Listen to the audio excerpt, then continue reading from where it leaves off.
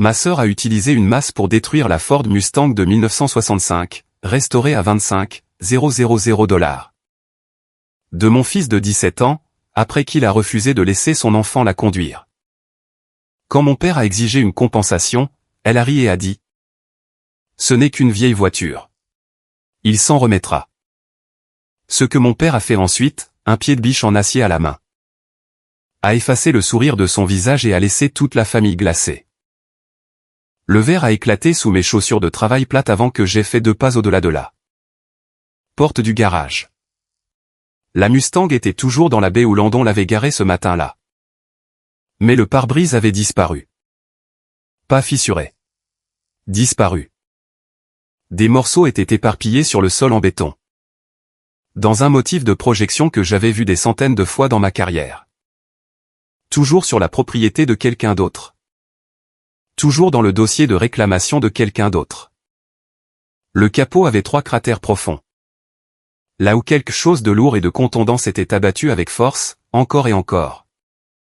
Chaque impact déformant le métal vers l'intérieur jusqu'à ce que la peinture bleue d'usine se fissure pour révéler l'acier nu. Le rétroviseur côté conducteur pendait à un fil. Le panneau de custode arrière, que Landon avait passé 2 week-ends à poncer à la main, était plié comme une canette de soda écrasée. La masse de Harold était par terre, à côté du pneu arrière. Je l'ai reconnu au ruban isolant sur le manche. Mon père avait enroulé ce ruban il y a 11 ans. Je suis resté là longtemps, non pas parce que je ne savais pas ce qui s'était passé, mais parce que mon corps refusait de bouger au-delà des éclats de pare-brise, du ruban, du capot enfoncé, et de l'odeur de liquide de refroidissement qui fuyait sur le béton chaud. J'avais passé 11 ans en tant qu'experte en sinistre IARD agréé. J'avais marché à travers des maisons ravagées par le feu, des toitures dépouillées par la grêle et des sous-sols inondés. Et je n'avais jamais perdu mon sang-froid sur une scène de sinistre. Mais ce n'était pas une scène de sinistre. C'était 3 ans de la vie de mon fils, froissés sous les mains de sa tante. Et la masse qui avait fait ça appartenait à l'homme qui lui avait appris à tenir une clé à molette. J'ai failli appeler Whitney. J'ai failli hurler dans le téléphone jusqu'à ce qu'elle entende chaque fissure de ce pare-brise à travers ma voix. Mais ensuite, j'ai vu la clé. Elle était par terre, sous le tableau de bord, à moitié enfouie dans la poussière de verre. Le cordon en cuir tressé était toujours intact.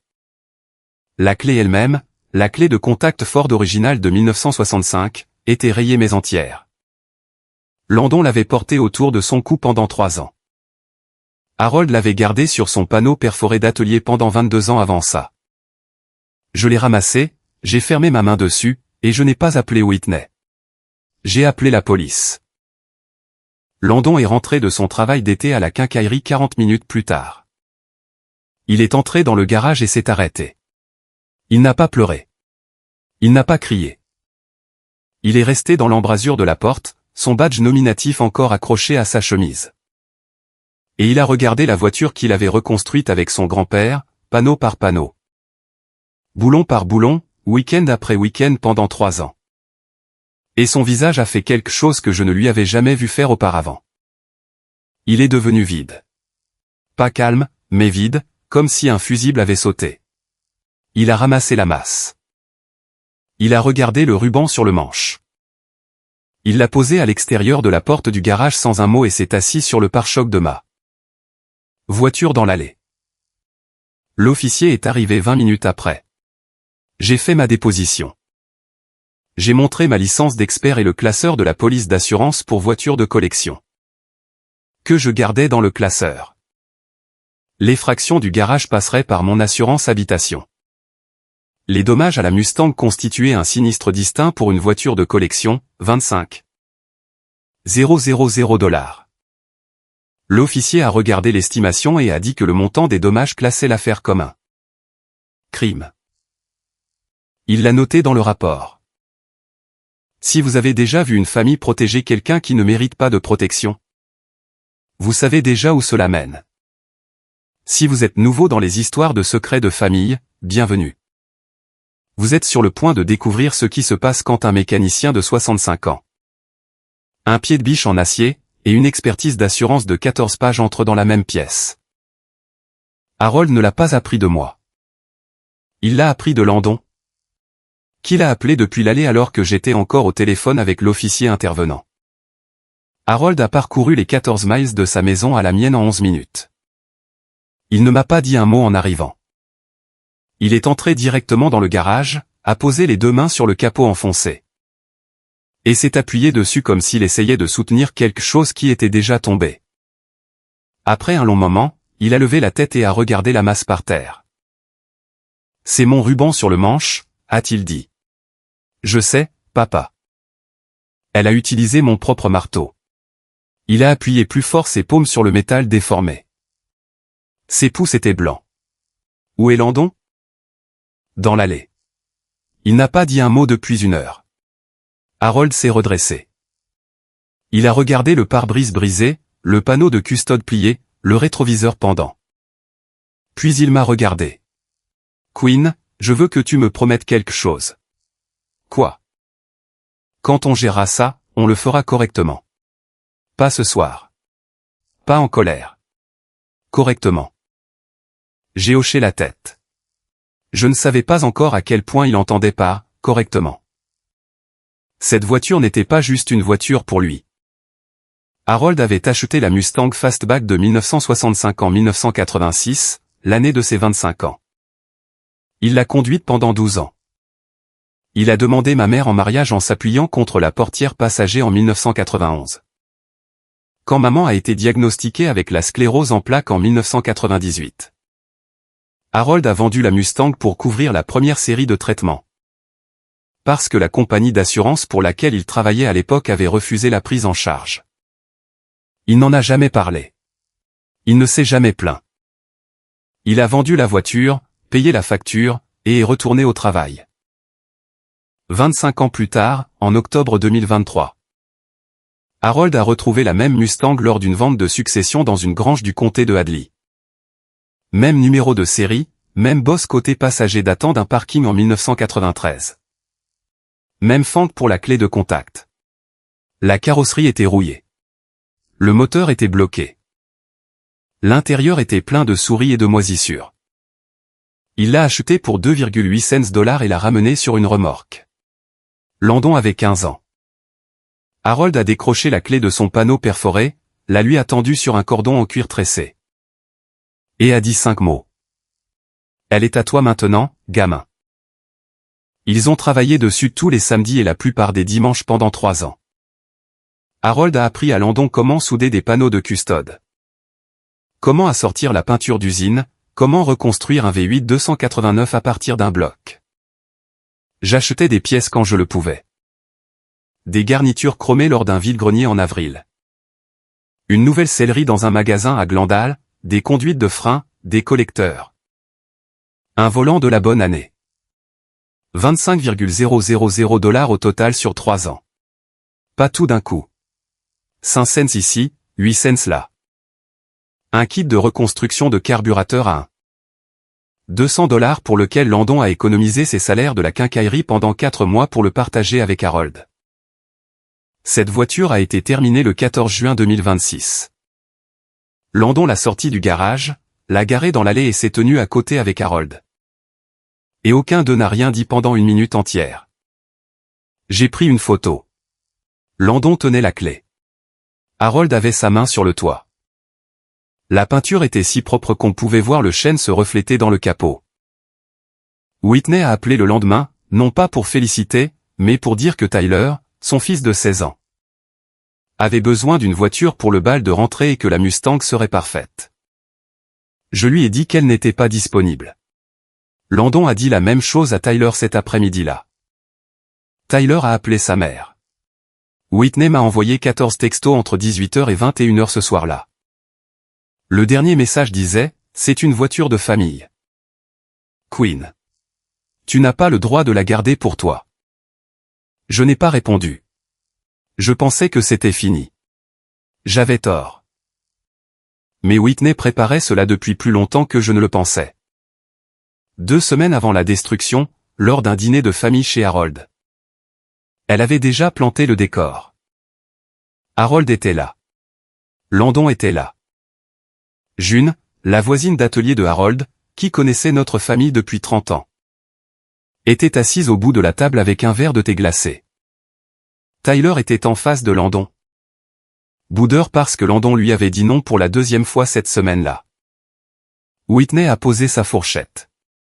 Elle m'a regardé et elle l'a dit. Ton fils passe tous ses week-ends dans un garage avec un homme de 60 ans au lieu d'avoir des amis de son âge. Queen. Ce n'est pas un hobby. C'est un appel à l'aide. Et tu es trop occupé à remplir des formulaires d'assurance pour des étrangers pour remarquer que ton propre fils devient un reclus. Le silence s'est fait à table. La main de Harold s'est arrêtée au-dessus de son assiette.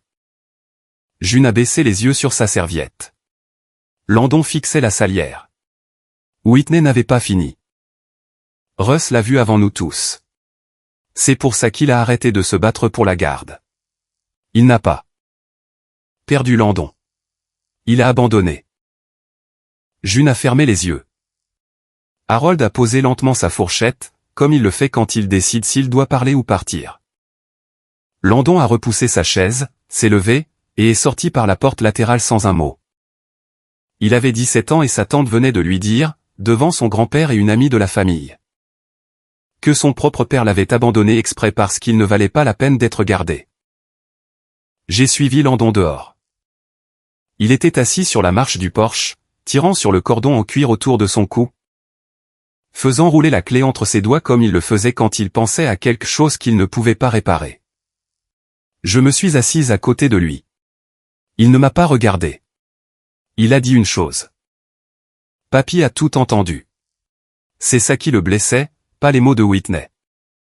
Le fait que Harold était assis à cette table, avec de la nourriture qu'il avait cuisinée, dans une maison qu'il avait construite, et qu'il avait dû écouter sa propre fille dire que le projet qu'il partageait avec son petit-fils était un symptôme, que le garçon à qui il avait enseigné pendant 3 ans était un problème.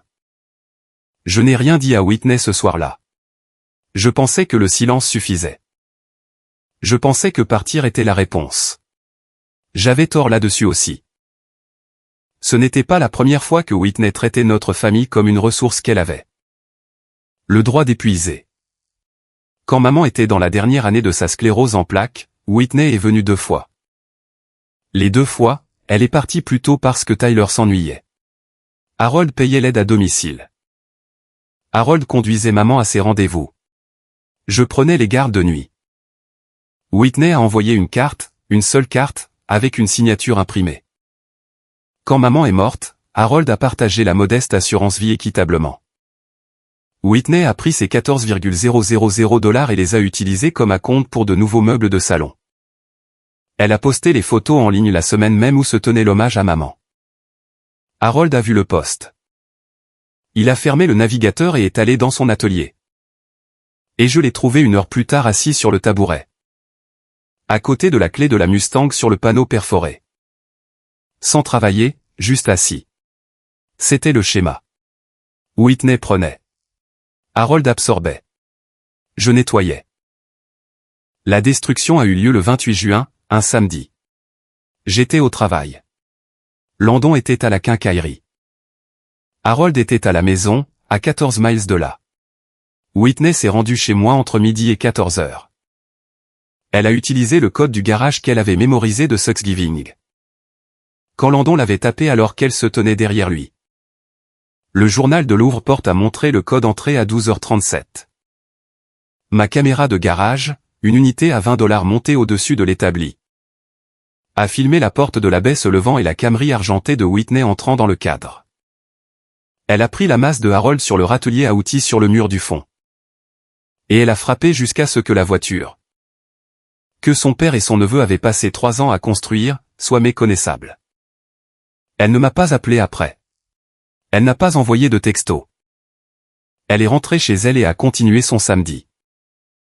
Quand je l'ai appelée ce soir-là, après que le rapport de police ait été déposé et que Landon soit assis sur le pare-choc dans l'allée, fixant le garage, elle a décroché à la 2e sonnerie. Ce n'est qu'une vieille voiture, Queen. Il s'en remettra.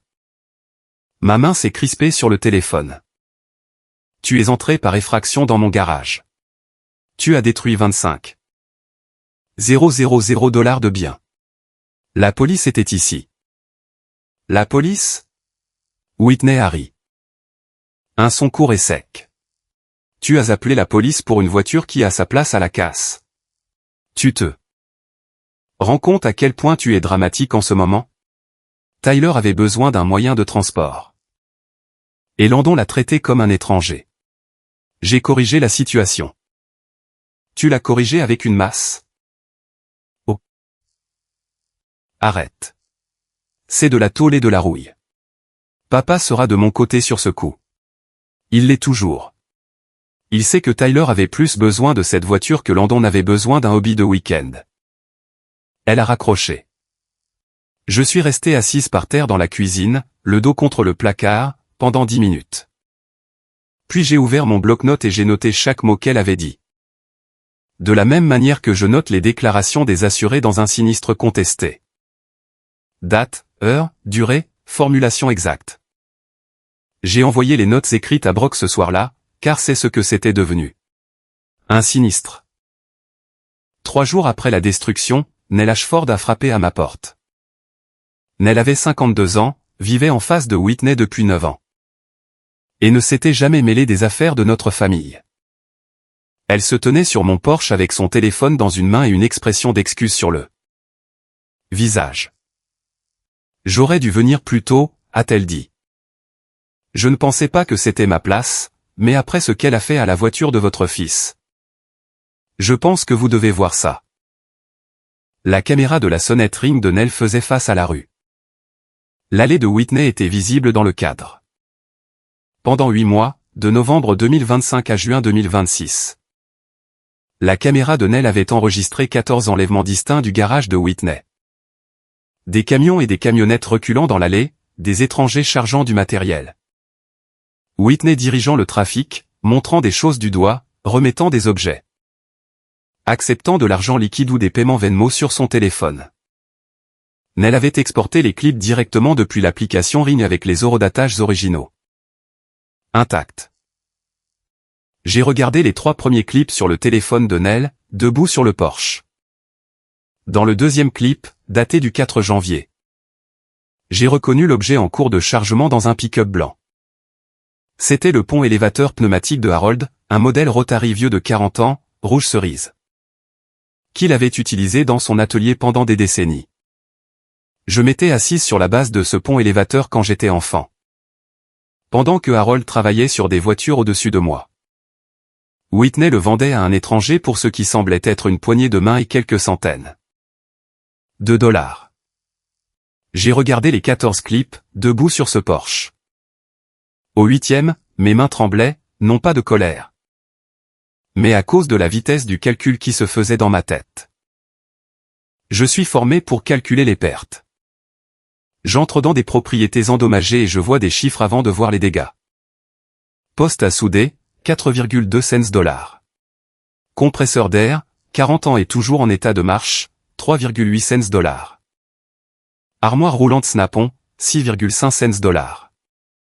Marteau de carrossier spécialisé, pince à bordeur. Une roue anglaise que Harold avait reconstruite lui-même, une cabine de sablage. Son jeu de clés dynamométrique vintage avec ses initiales gravées sur le boîtier. 38,000 $ d'équipement professionnel. Je connaissais les chiffres car j'avais aidé Harold à assurer cet équipement il y a 6 ans. J'avais signé l'expertise moi-même. Si vous avez déjà découvert que quelqu'un en qui vous aviez confiance volait votre famille au grand jour, vous savez que le sentiment n'est pas la colère. C'est du calcul. Votre cerveau commence à aligner les chiffres, les dates et les points d'accès. Cela cesse d'être un sentiment et devient une affaire. C'est ce que 11 ans de travail dans les sinistres vous font. Re-bienvenue dans les histoires de secrets de famille. J'ai failli laisser tomber. J'ai failli me dire que la voiture était suffisante. Que nous pourrions reconstruire sans regarder en arrière. Que peut-être Whitney avait une raison. Mais Nell a lancé le clip numéro 13. Et l'image a montré Whitney portant le jeu de clés dynamométrique vintage Snap-on de Harold. Celui avec ses initiales gravées sur le boîtier. À un homme dans une berline grise qui n'est même pas sorti de la voiture. Harold est passé le lendemain matin. Il voulait sa clé dynamométrique pour évaluer les dommages de la Mustang. Il voulait cataloguer les panneaux qui pouvaient être sauvés. Il est d'abord allé chez Whitney, car c'est là que se trouvait sa baie de garage principale. Celle qu'il avait construite de ses propres mains. Il m'a appelé 40 minutes plus tard. Sa voix était plate. La baie est vide, Quinn. Il ne reste plus rien. Je suis allé en voiture chez Whitney. Je me tenais dans le garage que Harold avait construit, le garage qui lui avait coûté 52 000 $ en matériaux et main-d'œuvre 12 ans auparavant. Et j'ai regardé des murs nus, un panneau perforé sans outils. Des supports vides où se tenait le compresseur. Des taches d'huile sur le sol où le pont élévateur avait été boulonné. Les boulons étaient cisaillés nets. Des cercles sombres sur le béton où quelque chose de lourd avait vécu pendant une décennie et avait maintenant disparu. Une seule rallonge pendait du plafond où se trouvait autrefois la lampe d'atelier. La lampe avait disparu aussi. Harold se tenait au centre de son propre garage et tournait lentement sur lui-même. Comme un homme visitant une maison après un incendie. Il s'est arrêté quand il a vu le mur vide où se tenait son armoire Snap-on. Il a posé sa main à plat sur le mur. Sur la ligne de peinture où l'armoire avait bloqué le soleil pendant 10 ans. Et l'a maintenu là longtemps sans parler. Whitney et Russ étaient censés rembourser Harold pour le garage, 400 $ par mois. Ils ont payé pendant 14 mois, puis ont arrêté. 5,6 cents sur 52,000 $. Harold n'a jamais insisté. Il n'a jamais engagé de poursuite. Il n'a jamais demandé, car c'était la famille. Et parce qu'avoir ces outils là-bas signifiait qu'il avait une raison de venir, de travailler. D'être près de son petit-fils. Whitney le savait. Elle a utilisé cette patience comme une ligne de crédit. Brock Kesley, l'avocat, était mon idée. Harold ne voulait pas impliquer d'avocat. Harold voulait aller chez Whitney et démonter le garage de ses propres mains. Je lui ai dit que nous y arriverions, mais que nous y arriverions d'abord avec des papiers. Je me suis assise en face de Brock dans son bureau avec 3 dossiers sur son bureau. Il a regardé l'expertise, les captures d'écran des vidéos Ring. Et l'accord écrit original de Harold. Il s'est adossé à sa chaise. Quinn, votre sœur fait face à une affaire de dommages matériels criminels en attente. Une plainte pour vol. Et une dette de construction en souffrance. L'exposition combinée est de plus de 100 000 $. C'est elle que vous êtes assise ici? Elle pense que c'est à propos d'une vieille voiture. Brock a ouvert le premier dossier. Alors elle va passer un été très éducatif. Brock a soumis 3 dossiers en 4 jours. Premièrement, un dossier de preuves supplémentaires à la police pour l'affaire de dommages matériels criminels en attente. Avec mon expertise de 14 pages en pièces jointes. Brock a ensuite envoyé la voiture à un expert indépendant en voiture de collection qui a confirmé. Le chiffre à 600 $ près. 25 000 $ documenté de la même manière que je documente chaque sinistre, sauf que cette fois. La cause du sinistre était sa tante. Deuxièmement, un rapport de vol pour les outils de Harold. Les images Ring de Nell montraient clairement le visage de Whitney dans 11 des 14 clips, pour 38 000 $ d'équipement documenté. Nell a signé une déclaration de témoin. Troisièmement, une poursuite civile sur l'accord de remboursement écrit de Harold et un avis enregistré de réclamation en attente contre la propriété de Whitney. Le délai pour un privilège de mécanicien était expiré depuis des années. Mais Harold avait l'accord original de 2014 signé par Whitney et Russ. Nous rembourserons à Harold Vaughn le coût total de la construction de l'extension du garage à raison de 400 $ par mois jusqu'à ce que le solde de 52 000 $ soit payé. 46 400 $ restants. Brock a intenté la poursuite et enregistré l'avis auprès du comté le lendemain matin.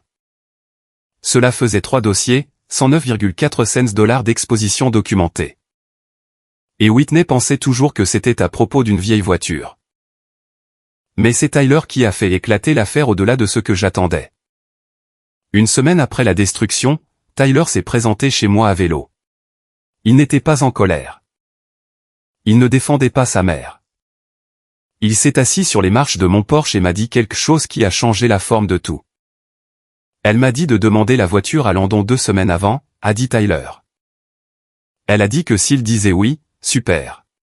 S'il disait non, a-t-elle dit. Ne t'en fais pas. Je m'en occuperai. Je l'ai regardé fixement. Elle l'a planifié. Tyler a regardé ses chaussures. Elle me l'a dit la veille. Elle a dit que la voiture était une distraction et qu'elle allait s'en occuper. Je pensais qu'elle voulait dire qu'elle allait te parler. Je ne pensais pas qu'elle voulait dire. Il n'a pas fini. Il n'en avait pas besoin. Whitney n'avait pas perdu son sang-froid. Elle avait attendu. Elle avait planifié. Elle avait utilisé son propre fils comme premier coup et la propre masse de Harold comme coup de grâce. Destruction criminelle préméditée. Ce détail a été ajouté au dossier supplémentaire de Brock le même après-midi. Et puis les images de Nell ont livré le rebondissement final. Quand j'ai croisé les dates des ventes d'outils avec les documents de divorce de Whitney, l'image a complètement changé. Russ avait demandé le divorce en janvier 2025. Mais Russ refusait de signer les papiers définitifs tant que le solde commun de la carte Visa, 29 000 $ à son nom et à celui de Whitney, n'était pas entièrement payé. Whitney n'avait pas l'argent. Elle avait été directrice de cabinet dentaire, gagnant bien sa vie. Mais pas assez pour régler une carte de crédit de 29 000 $ tout en payant seule une hypothèque. Alors, elle a vendu les outils de Harold. 14 enlèvements en 8 mois, 38,000 $ d'équipements vendus à une fraction de leur valeur. L'enquêteur de Brock a fait correspondre les annonces de Facebook Marketplace au dépôt Venmo de Whitney et aux dates de paiement de la carte Visa. L'argent passait des acheteurs à Whitney, puis au solde de la carte Visa. Quelques jours après chaque vente. Elle n'a pas demandé d'aide à Harold. Même s'il lui avait proposé 2 fois de couvrir ses frais juridiques. Whitney a choisi le vol plutôt que de demander. Et la Mustang prenait tout son sens maintenant. La voiture a été terminée en juin. Landon l'avait inscrite au salon de la voiture de collection du comté de Hadley pour le 12 juillet. Un collectionneur avait exprimé son intérêt, pour peut-être 32,000 $. La voiture attirait l'attention. Des gens allaient visiter le garage. Des gens allaient voir que l'équipement avait disparu. Whitney n'a pas détruit la voiture parce que Tyler ne pouvait pas la conduire. Elle l'a détruite pour tuer l'attention avant que quelqu'un n'entre dans ce garage et ne demande où était passé le pont élévateur. La remarque brutale au dîner, les textos. La demande de Tyler, tout cela n'était qu'une mise en scène. Whitney avait besoin que la Mustang disparaisse avant que le salon automobile n'amène des visiteurs. Dans un garage vide. Je suis resté assise à ma table de cuisine avec cette prise de conscience et je ne me sentais pas en colère. Je me sentais comme je me sens quand un dossier de sinistre se referme. Quand chaque élément de la liste se connecte, chaque reçu correspond, chaque date s'aligne. Pas de la satisfaction, de l'accomplissement. Le genre de clarté qui rend l'étape suivante évidente. La veille du barbecue, June est venue dans ma cuisine. Elle connaissait notre famille depuis 30 ans. Elle avait apporté des gratins pendant les années de sclérose en plaques et s'était assise avec Harold sur son tabouret d'atelier les soirs où le chagrin était lourd et qu'il ne voulait pas rentrer chez lui. June s'est assise à ma table et a dit quelque chose que je garderai en moi. Ton père n'a jamais rien demandé à personne. Queen. Pas une seule fois en 30 ans. Il a vendu sa voiture pour payer le traitement de ta mère. Il a construit un garage pour ta sœur avec ses propres économies de retraite. Il a passé 3 ans à apprendre à ton fils qu'il y a des gens dans le monde qui seront là pour lui. Et Whitney a donné un coup de masse à tout ça. Pas seulement à la voiture. À l'idée que d'être là, ça compte. Elle a croisé les mains sur la table. Harold ne le dira pas. Alors je le ferai. Il n'est pas en colère. Il a le cœur brisé. Et les hommes au cœur brisé qui construisent des choses avec leurs mains ont besoin que quelqu'un leur tende le bon outil. C'est ton travail demain. Le barbecue d'été de Harold était le 12 juillet. Le jour même où le salon automobile aurait dû avoir lieu. J'ai suggéré la date. Harold a accepté. Brock a dit à Harold de ne pas argumenter sur les faits. Seulement dénoncer ce qui avait été déposé et quels documents existaient. Nous avons invité tout le monde. Whitney, Tyler, June, le frère de Harold et sa femme. 2 des anciens clients d'atelier de Harold qui étaient devenus des amis. Nell. J'ai dit à Whitney que c'était une offre de paix. Je lui ai dit que je voulais aller de l'avant. Je lui ai dit que Landon allait mieux. Whitney est arrivée à 13h15 dans une robe d'été et des sandales. Portant une tarte achetée en magasin. Elle l'a posée sur la table des desserts et a serré Harold dans ses bras comme si de rien n'était. Harold a accepté l'étreinte avec les bras le long du corps. J'ai failli l'avertir. J'ai failli prendre Whitney avant que Harold ne se lève et ne lui dise ce qui allait arriver. Mais j'ai regardé Landon, assis sur la balustrade du porche, les mains sur les genoux. Portant le cordon en cuir avec la clé autour du cou. Et je me suis souvenu que personne ne l'avait prévenu avant qu'elle ne balance cette masse. Harold a attendu que tout le monde ait une assiette. Il a attendu que la conversation soit facile et que le jardin semble normal. Puis il a éteint le grill. Il a posé les pinces sur la table d'appoint. Il a regardé Whitney. « Lève-toi » a dit Harold. Whitney a ri. « Papa, qu'est-ce que tu fais ?»« Lève-toi, Whitney. » Elle s'est levée. Le jardin est devenu silencieux. June a posé son assiette. Nell a croisé les mains sur ses genoux. Le frère de Harold s'est adossé à sa chaise et n'a pas bougé. Harold a parlé comme il travaillait. Lentement, précisément, chaque mot placé là où il devait être. Tu as pris ma masse sur mon râtelier à outils, et tu as détruit un véhicule de 25 000 $ que ton neveu et moi avons construit ensemble pendant 3 ans. L'affaire de dommages matériels criminels en attente est entre les mains du procureur. L'expertise des dommages de Quinn fait 14 pages. Un expert indépendant l'a confirmé. La bouche de Whitney s'est ouverte. Harold n'a pas arrêté. Tu as vendu 38 000 $ de mon équipement professionnel du garage que j'ai construit sur ta propriété. Mon pont élévateur pneumatique. Mon poste à souder, mes armoires Snap-on. Ma cabine de sablage. 14 ventes distinctes sur 8 mois. Chacune d'entre elles sur la caméra de sécurité de ta voisine. Chacune d'entre elles documentée avec les dates. Les acheteurs, et ton visage dans le cadre. C'est du vol. Le rapport de vol est déposé. Les yeux de Whitney se sont tournés vers Nell. Nell n'a pas détourné le regard. Toi et Russ avez signé un accord pour me rembourser 52 000 $ pour le garage que je vous ai construit en 2014. Vous avez payé 600 $ et vous avez arrêté. Cela fait 400 $ en souffrance. Mon avocat a intenté une poursuite sur cet accord et a enregistré un avis de réclamation en attente contre ta propriété hier. Tu me dois le garage. Whitney. Les mains de Whitney se sont posées à plat sur la table pliante. Sa mâchoire bougeait, mais aucun son ne sortait. La couleur a quitté son cou par plaques, montant inégalement vers ses oreilles. Elle a tendu la main vers son verre d'eau, l'a manqué, et l'a renversé. L'eau a coulé sur la table et a goûté sur le bord, et personne n'a bougé pour nettoyer. Ces outils étaient en stockage, a dit Whitney. Sa voix avait changé de registre. Plus aiguë, plus fine. Je les ai déplacés pour toi. J'organisais la baie. Harold a sorti son téléphone de la poche de sa chemise. Il a appuyé sur lecture sur la vidéo de Nell. Le petit écran montrait Whitney remettant le pont élévateur pneumatique rouge cerise à un étranger. Dans un pick-up blanc. L'audio était faible, mais l'image était claire.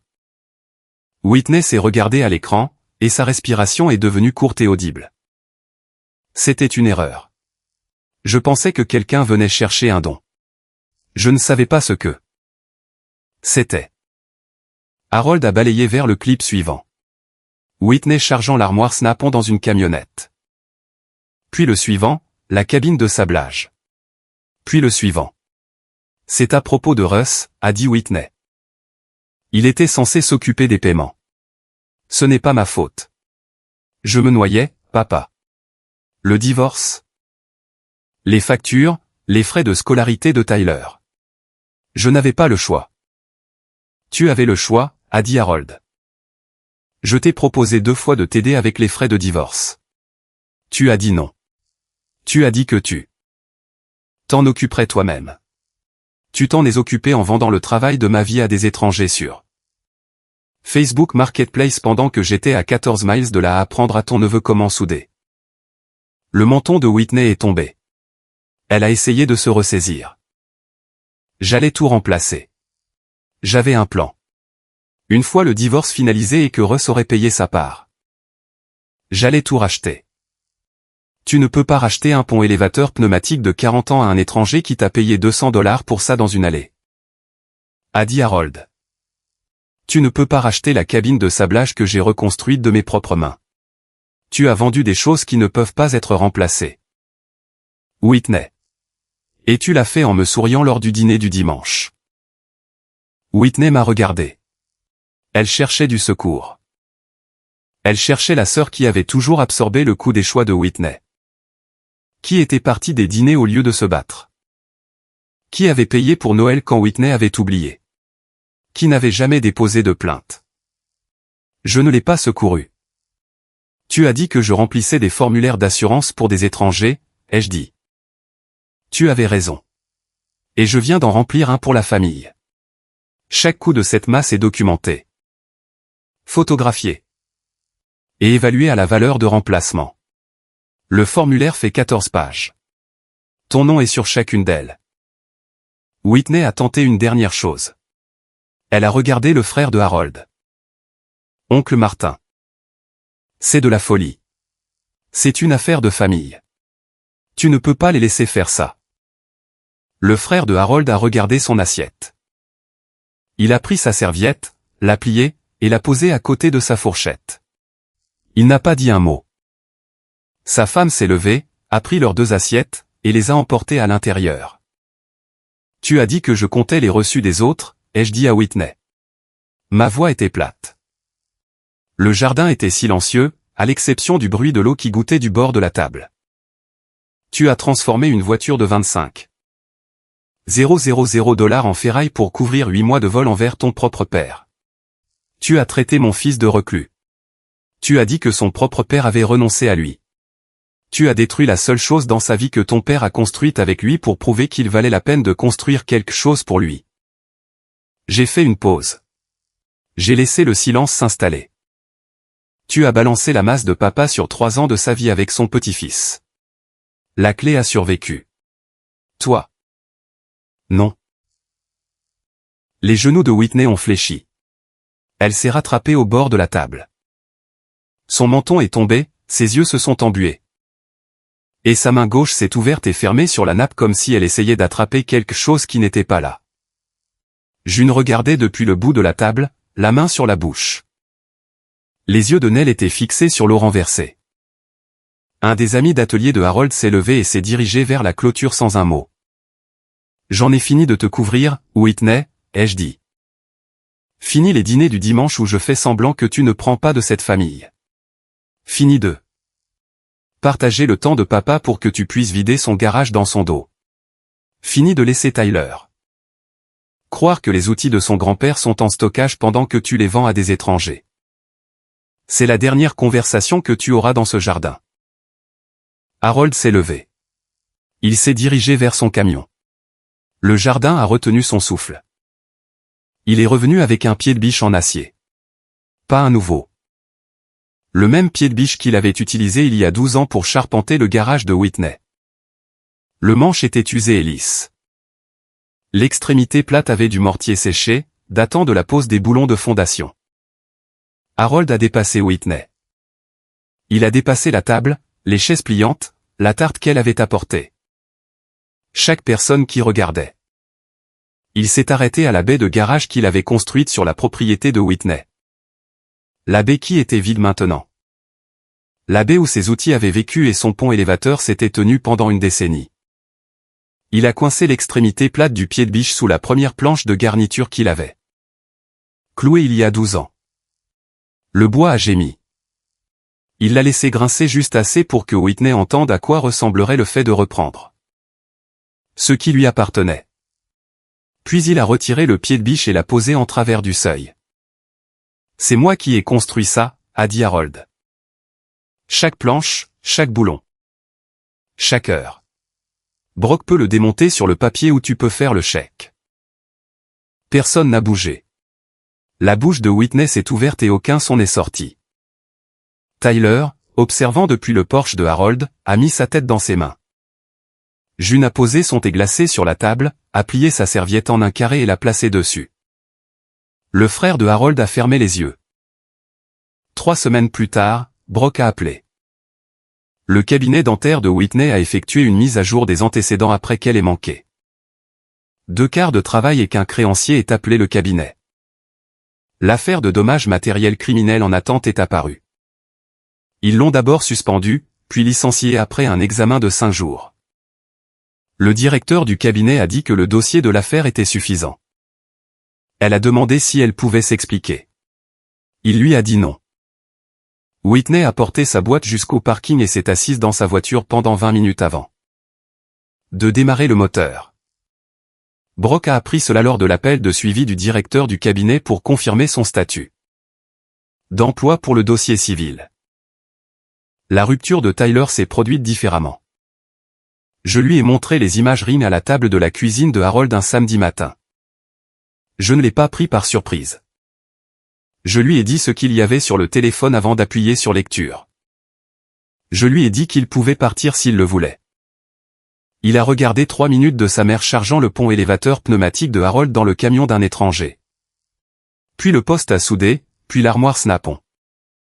Quand le 3e clip s'est terminé, Tyler a posé doucement le téléphone sur la table. Comme on pose quelque chose de fragile. « Est-ce que je peux rester ici quelques jours ?» a-t-il demandé à Harold. Harold a posé une main sur l'épaule de Tyler. « Aussi longtemps que tu en auras besoin. » Russ a donné son autorisation écrite ce soir-là. Whitney ne s'est pas battue. Car se battre aurait signifié expliquer les vidéos à Tyler devant quelqu'un d'autre. Tyler n'a pas appelé Whitney pendant 11 jours. Quand elle l'a finalement joint le 12e jour, il a dit 4 mots. J'ai vu les vidéos. La dernière tentative de Whitney a eu lieu un mercredi soir, 19 jours après le barbecue. Elle s'est rendue à l'atelier de Harold. Elle s'est garée dans l'allée où la Mustang avait l'habitude d'être au soleil. Elle a frappé à la porte de l'atelier. J'étais à l'intérieur avec Landon. En train de trier une livraison de panneaux de carrosserie de remplacement arrivée ce matin-là. Le visage de Whitney à travers la fenêtre était plus petit que dans mon souvenir, pas plus mince. Juste réduit. Je paierai pour la voiture, a-t-elle dit quand j'ai ouvert la porte. En totalité, avec le temps, mensuellement. Tout ce que tu veux. Si tu retires la plainte pour crime et lèves le privilège. Et que tu dis à papa que je suis désolé. J'essaie d'être la plus grande personne ici. Queen. Fais un pas vers moi. La plus grande personne, ai-je dit. Oui. J'ai fait une erreur. Je le sais. Mais tu détruis ma vie pour une voiture et quelques vieux outils. Quelques vieux outils. J'ai laissé les mots en suspens. 38 000 $ d'équipement que papa a passé 40 ans à collectionner. Whitney. Tu les as vendus pour une bouchée de pain pour payer la carte de crédit de Russ. Tu savais exactement ce qu'ils valaient. Et tu les as appelés de vieux outils. La lèvre de Whitney a tremblé. S'il te plaît. Il ne me reste plus rien. Tyler ne me parle plus. J'ai perdu mon travail. L'appartement coûte plus que ce que je peux me permettre. Dis-moi juste ce que tu veux. Des conditions, pas des remords. Une transaction déguisée en excuse. J'ai pris un bloc de ponçage sur l'établi. Je me suis retourné vers le seul panneau de la Mustang qui avait survécu intact au coup de masse. La portière passager. La porte contre laquelle Harold avait demandé ma mère en mariage en 1991. J'ai posé le bloc contre le vernis et j'ai commencé à poncer en longs mouvements réguliers. Je n'ai pas levé les yeux. Je n'ai pas répondu. Landon a pris une clé à douille et est retourné au compartiment moteur. Whitney est restée dans l'embrasure de la porte pendant presque 1 minute. Puis elle est partie. J'ai entendu parler de l'appartement de Whitney par Brock, 680 pieds carrés sur Miller Road. Pas de garage. L'affaire de dommages matériels criminels en attente a rendu sa demande de location plus difficile. Elle a signé un bail au mois qu'elle ne pouvait pas maintenir. La chambre de Tyler est restée vide. Il était toujours chez Harold, aidant Landon à dénuder des faisceaux de câbles les samedis matins. 3 semaines après cela, un dimanche soir. J'étais à l'intérieur de l'atelier de Harold en train de retirer du ruban de masquage d'une couche d'après quand j'ai entendu une voiture tourner au ralenti dans l'allée. J'ai regardé par la fenêtre latérale. Whitney, moteur en marche, vitre baissée. Elle regardait fixement l'atelier. La grande porte de la baie, qui avait été ouverte tous les samedis de son enfance, était fermée. Un nouveau cadenas pendait au loquet. À travers la fenêtre latérale, elle pouvait voir le châssis de la Mustang sur des chandelles. De nouveaux panneaux de custode appuyés contre le mur, les gants de travail de Landon sur l'établi. Une pancarte manuscrite sur la porte, dans l'écriture en capitale de Harold, disait « Atelier privé. Famille seulement. » Whitney est restée dans sa voiture pendant 4 minutes. Elle n'est pas sortie. Elle a regardé la porte fermée, le cadenas et la pancarte. Puis elle a passé la marche arrière et a reculé lentement. De la manière dont on quitte un endroit où l'on sait qu'on ne reviendra pas. La déclaration financière qu'elle a déposée dans l'affaire civile nous a appris le reste. 680 pieds carrés sur Miller Road. Une date d'audience en attente, encerclée en rouge par l'assistant de son avocat commis d'office. L'assignation pour la poursuite civile de 109,4 cents épinglée sur le frigo. Russ avait signé les papiers du divorce 3 semaines plus tôt sans un mot. Car la carte Visa était payée en totalité avec les outils volés de Harold et il n'avait plus de raison de rester connecté. Les meubles de salon à 14 000 $ qu'elle avait achetés avec l'argent de l'assurance vie de maman se trouvaient dans un garde-meuble qu'elle ne pouvait plus se permettre. La chambre de Tyler était toujours vide. La clé de contact n'était pas dans son monde. Elle n'en avait pas. L'atelier de Harold était différent maintenant. La porte de la baie était baissée, mais les fenêtres latérales étaient ouvertes. Et l'air chaud doux circulait dans l'espace. Landon était penché sur le compartiment moteur avec une clé dynamométrique. Ses avant-bras tachetaient d'après. Harold se tenait à côté de lui, montrant le collecteur d'admission. Expliquant quelque chose sur le jeu des soupapes que je ne comprenais pas et n'avais pas besoin de comprendre. Le cordon en cuir tressé pendait au crochet du panneau perforé où il avait commencé 22 ans plus tôt. En dessous, sur un bloc-notes jaune, de l'écriture de Landon. Se trouvait une nouvelle liste de pièces, collecteur, conduite de frein, pare-brise. Rétroviseur correct, panneau de custode arrière. À côté du bloc-notes se trouvait une photo que j'avais prise le 14 juin. Landon tenant la clé, Harold avec sa main sur le toit, le chêne se reflétant dans le capot. Je me suis appuyé contre l'embrasure de la porte avec 2 verres de thé glacé. Et je les ai regardés travailler. Harold a levé les yeux. Il n'a pas souri. Il a fait quelque chose de mieux. Il a hoché la tête une fois et a pris une clé. On l'a fait une fois, a-t-il dit. Landon a serré un boulon. La clé tournait lentement sur le cordon dans la brise de la fenêtre ouverte. Il recommençait déjà. Si vous avez vécu quelque chose comme ça. Si votre famille a déjà brisé ce que vous avez construit et s'attendait à ce que vous ne disiez rien. J'espère que cette histoire vous a rappelé que le silence n'est pas une faiblesse quand il est accompagné d'une expertise de 14 pages et d'un avis de réclamation. Merci d'avoir regardé les histoires de secrets de famille. La clé a survécu, et eux aussi.